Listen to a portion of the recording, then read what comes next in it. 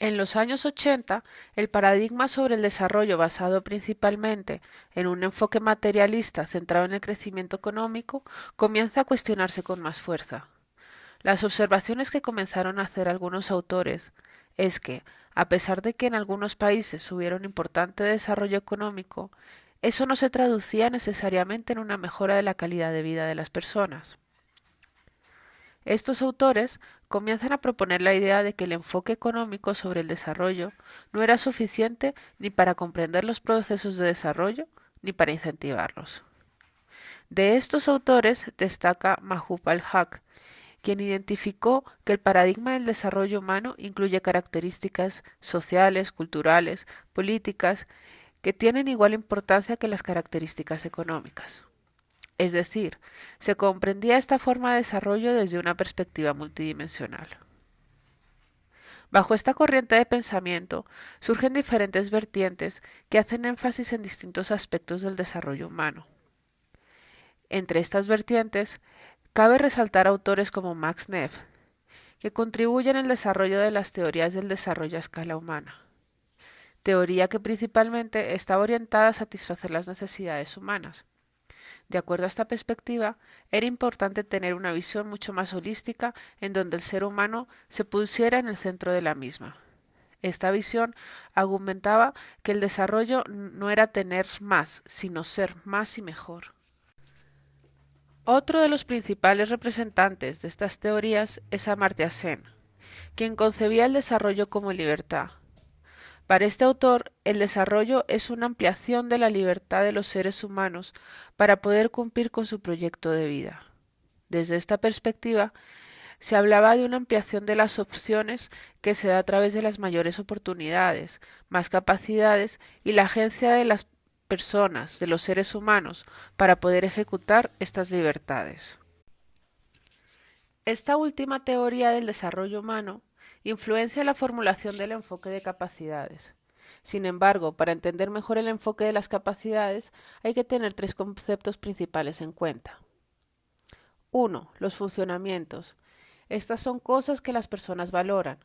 Una actividad o situación cuenta como funcionamiento para esa persona solo si esa persona lo valora y tiene motivos para valorarla. 2. Las capacidades.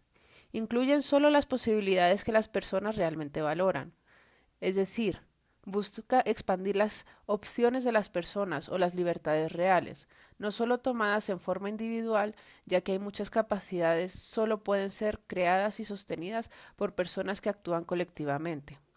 Hay que tener en cuenta las normas sociales, grupos, movimientos para desarrollar políticas con el fin de avanzar en las capacidades.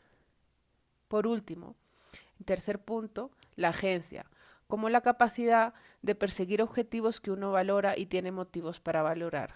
Se considera que un agente es alguien que actúa y produce cambios. Bajo estos conceptos, el enfoque de capacidades lo que pretende es construir una serie de listas en las que se definen capacidades básicas universales que necesitarían los seres humanos para su desarrollo, y más precisamente para lograr su libertad. Es así como la idea principal del enfoque de capacidades radica en que los acuerdos sociales deben apuntar a expandir las capacidades de las personas, es decir, su libertad para promover o lograr lo que valoran ser y hacer. Este enfoque tiene diferentes formas de especificaciones con respecto a lo que constituyen capacidades valiosas para los individuos y las sociedades, discusión que se abordará entre distintos autores.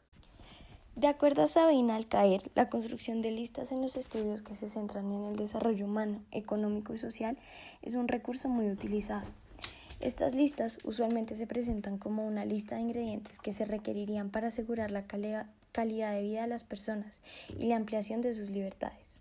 Son varios los autores que han utilizado este enfoque para adelantar sus perspectivas sobre el desarrollo humano. El objetivo de estas listas usualmente es identificar las capacidades que pueden ser universales a todos los seres humanos y las que los hacedores de política pública y los estados deberían asegurar. Martha Nussbaum es uno de los principales referentes en la construcción de estas listas. Según ella, la necesidad de determinar unas capacidades universales es que éstas deberían guiar la formulación de obligaciones constitucionales para los gobiernos y deberían influenciar la formulación de política pública en todos los países, lo que permitiría garantizar unos mínimos de dignidad humana. En ese sentido, el enfoque de capacidades lo que busca es identificar los elementos necesarios para que las personas puedan elevar sus libertades de una forma operativa y cuantificable, precisamente para que puedan ser implementadas y medibles.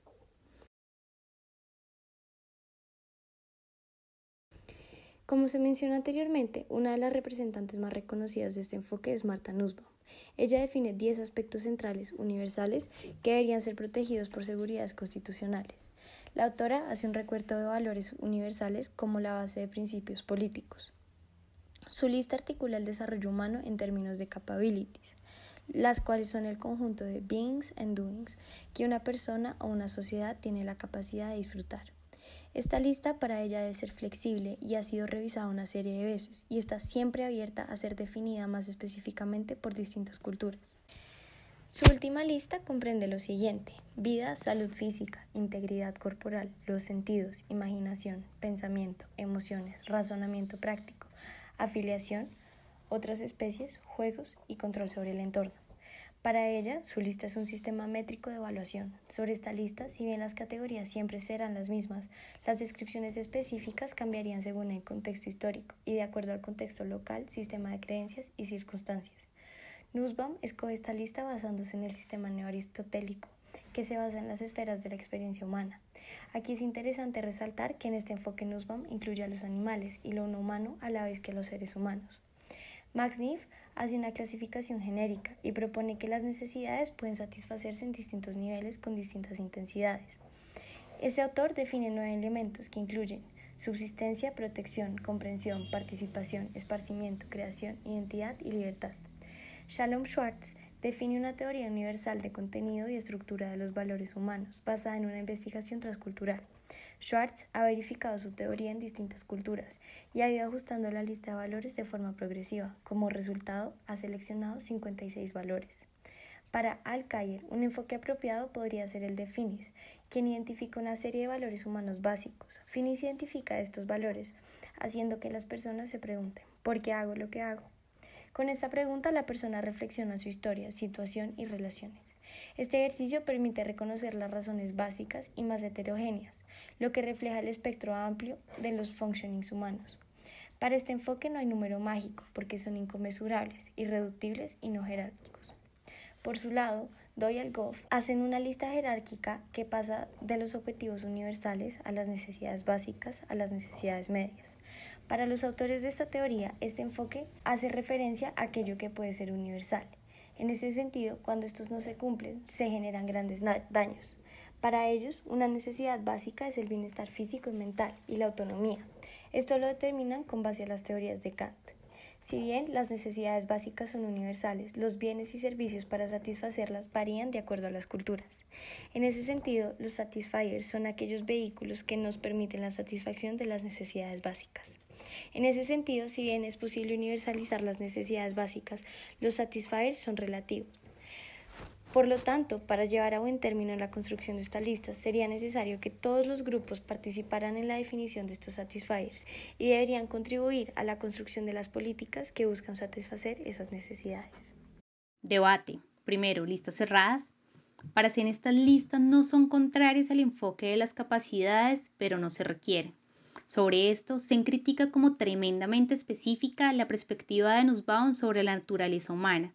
Para él, un enfoque en las capacidades debería evitar ser demasiado específico o muy descriptivo, lo que hace que corra el riesgo de ser mal interpretado o puesto mal en práctica.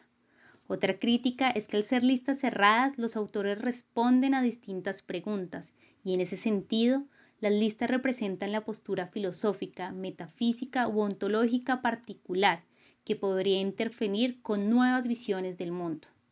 Segundo, universalismo versus relativismo cultural. Una de las cuestiones que se le puede hacer a este enfoque es su motivación universalista. Esto podría correr el riesgo de quitarle cabida a muchas perspectivas y particularidades culturales que podría haber en el mundo. Nussbaum es muy crítica frente al relativismo cultural. En primer lugar, las culturas son dinámicas y constantemente están tomando ideas de distintas fuentes, y en ese sentido, critica duramente la dicotomía, para ella simplista, entre culturas occidentales y no occidentales. En segundo lugar, para ella, en tanto las prácticas culturales no sean compatibles con la dignidad humana, estas no deberían mantenerse y mucho menos cuidarse. Los relativistas arguyen que las teorías universalistas van en contra de la diversidad. Sin embargo, el argumento de la diversidad está estrechamente vinculado con la idea de que las prácticas culturales no dañen a las personas. Por tanto, conservar la diversidad cultural no socava la búsqueda de valores universales, sino que, por el contrario, los exige. Otra de las críticas que como equipo hemos identificado es la difícil o limitada capacidad de implementación de este enfoque, en la medida en que, para los distintos autores, es necesario un ejercicio participativo muy amplio. Formular listas de capacidades humanas fundamentales o necesidades básicas universales es, como cualquier lista, arbitrario. Al realizarse consensos más amplios, podrían seguir aumentando las características que deben incluirse.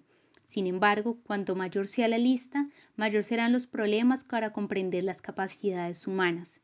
En parte, la fuerza de las listas de capacidades humanas basadas en su potencial consensual parece ser un arma de doble filo para las mismas al disiparlas en más y más características de difícil aplicabilidad. Ahora bien, formular listas parece ser una herramienta poderosa para evaluar mínimos de justicia social entre las naciones e internamente, monitorear instituciones políticas y privadas y fijar umbrales mínimos de justicia social, así como evaluar y seguir las condiciones internas de las personas y las comunidades.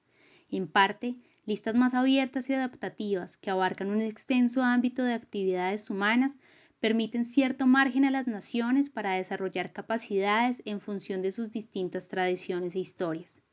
Creemos que la realización de listas es un instrumento valioso en ese sentido, al ofrecer herramientas de justicia política a las naciones. Sin embargo, dadas las dinámicas cada vez más apresuradas en el espacio y el tiempo, en los contextos en los cuales las personas se desarrollan y los eventos cada vez más acelerados a nivel local que impactan a nivel global y viceversa, seguir una lista de capacidades o de necesidades básicas se vuelve cada vez menos confiable que seguir, por ejemplo, alguna tendencia actual a nivel político, social y económico. Las listas presentan escalas a corto, mediano y largo plazo que deben revisarse constantemente a la luz de los resultados empíricos que presentan y los hechos accidentales o premeditados que llevan a cambios apresurados en el día a día y que inevitablemente cambian el rumbo de las naciones, las personas y les hace priorizar el presente o ciertas capacidades sobre otras.